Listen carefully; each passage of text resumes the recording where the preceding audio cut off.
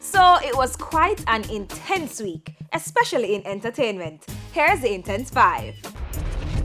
So, Drake has released a candle line and he says the scents are his. As in, this is what he smells like.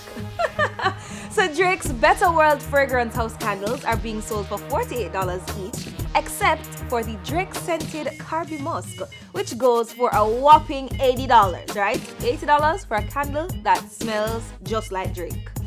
Wow, his fans are going to be loving this one. Woo woo woo woo woo woo woo! So after his exceptional performance on the Sunsplash stage, Dexter has entered the reggae Billboard charts with his album Vent. It has the singles we all love, including his latest single, Call Me If, produced by Zoom. A video is released. The artist responds, the girls clap back. Who's speaking the truth? Jaja.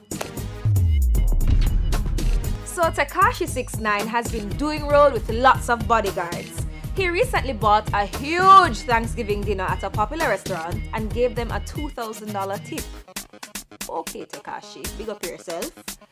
And finally holding the spot this week, Major Hype's ex-girlfriend has come out strong on social media with details on physical and emotional abuse inflicted on her by the popular comedian. He has yet to comment, but he has lost quite a few followers already. Yeah, let's see what happens there. But if them thing are true, waste man baby, yeah.